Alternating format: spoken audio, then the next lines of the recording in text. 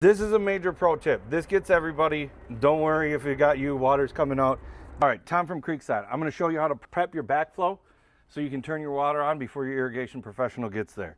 You're gonna take your plug. Some people have a spigot here. Instead of a plug, if you got a spigot, close it. If you got a plug, you need 3 wraps of Teflon tape. 1, 2, 3. That's all you need. No more, no less. And put your plug in. And take a pliers, get it like another quarter turn. Get this old tape off of here.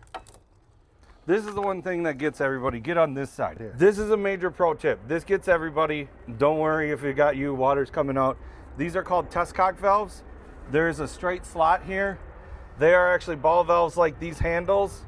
You need to take a screwdriver. This is fully open.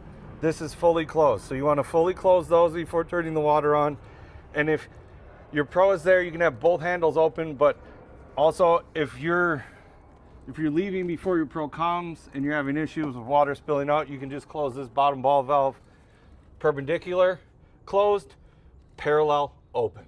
I took the flow meter out on blowout because you don't want to blow the paddle wheel. You can lose reliability, or you can break this paddle wheel and it'll go down your pipe and end up in your valve somewhere. Put the flow meter back in, and then we're gonna wire it back up. I am wiring back up the flow meter. It was taken out on flow out. Giving a little bit of strip to get a little bit more wire. Then I'll come back after we test it and make sure it's working and put a DBY on these. The flow meter does recommend shielded wire to negate any interference. It wasn't installed that way, so we're dealing with what we got.